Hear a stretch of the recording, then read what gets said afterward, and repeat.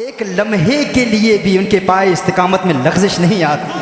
یہ جرت دیکھتے ہیں ہم. یہی تو صحابہ کی تعلیمات ہیں نا, یہی تو صحابہ کی تعلیمات ہیں. یہی محدث کا حقیقی کردار ہوتا ہے, جو صحابہ کی تعلیمات پڑھتا ہے, حضور کی حدیثیں پڑھتا ہے, پھر ان پر عمل بھی کرتا ہے. حضرت فاروق اعظم رضی اللہ تعالی عنہ رومیوں کے خلاف ایک لشکر بھیجتے ہیں, ایک دستہ بھیجتے ہیں. کیسر روم مسلمانوں کی دلیری اور بہادری کو دیکھنا چاہتا ہے. حضرت فاروق اعظم رضی اللہ تعالی عنہ کیسر روم کو خط لکھتے ہیں کہ عبداللہ بن حذافہ بن قیس السہمی رضی اللہ تعالی عنہ ایک صحابی رسول ہیں, ان کو آزاد کیا جائے. اور وہ جاننا چاہتا ہے کہ ایک مسلمان اتنے دلیر کیسے ہوتے ہیں, اتنے بہادر کیسے ہوتے ہیں. حضرت عبداللہ بن حذافہ کو بلایا جاتا ہے, ہاتھ میں ہتھکڑیاں ہیں, پاؤں میں بیڑیاں ہیں, کیسے روم کے سامنے آتے ہیں, سوالات کرتا ہے. ایسا مکالمہ ہوتا ہے کہ ان کی علم اور حکمت اور فراست سے بہت متاثر ہوتا ہے. ایک آفر دیتا ہے, ایک پیشکش کرتا ہے. وہ کہتا ہے کہ تم نصرانیت قبول کر لو, عیسائیت قبول کر لو, میں تمہیں آزاد کر دوں گا.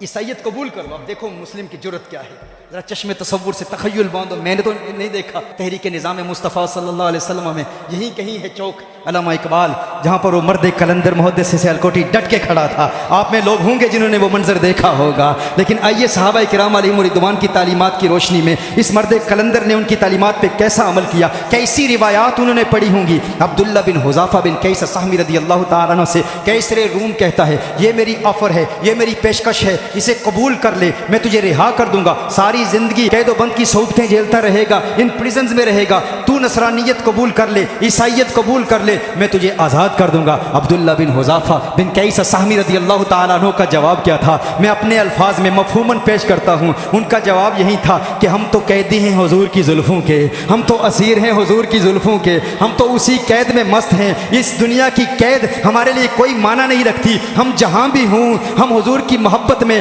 حضور کے عشق میں, حضور کی یاد میں, حضور کے حسین چہرے کے جلووں میں محو رہتے ہیں. قید میں رہیں یا آزاد ہوں, ہمیں کیا اس بات کی پرواہ. لیکن ایک لمحے کے برابر بھی, ایک لمحے کے لیے بھی میں دین اسلام سے منحرف نہیں ہو سکتا. تمہاری زلف کے قیدی نرالی شان رکھتے ہیں, تمہاری زلف کے قیدی نرالی شان رکھتے ہیں. کبھی مانگا نہیں کرتے رہائی یا رسول اللہ, وہ رہائی نہیں چاہتے, وہ تمہاری زلفوں کے قیدی ہیں. اس نے کہا اچھا اگر قبول نہیں کرتے تو ایک اور آفر ہے, ایک اور پیشکش ہے. اب آفر کیا دیتا ہے, وہ kehta ہے آدھی سلطنت کا مالک بنا دوں گا.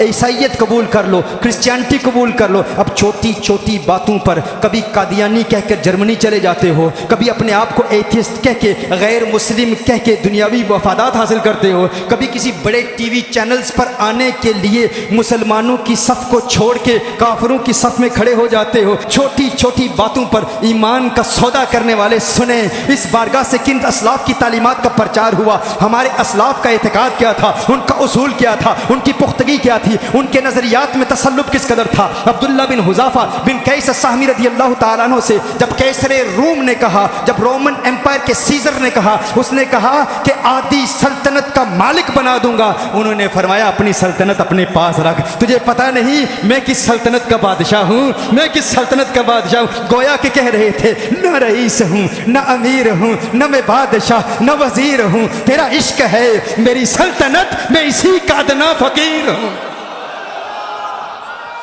میں اسی کا ادنا فقیر ہوں. نہ رئیس ہوں, نہ امیر ہوں, نہ میں بادشاہ, نہ وزیر ہوں, تیرا عشق ہے میری سلطنت, میں اسی کا ادنا فقیر ہوں. میرے پاس ساغر و جم نہیں, مجھے پھر بھی کوئی علم نہیں, تیری ایک نگاہ نیاز سے میں جہاں میں سب سے امیر ہوں. مجھے بخش ہمت و حوصلہ کہ میں کارزار حیات میں جو نہ کھچ سکی وہ کمان ہوں, جو نہ چل سکا وہ میں تیر ہوں.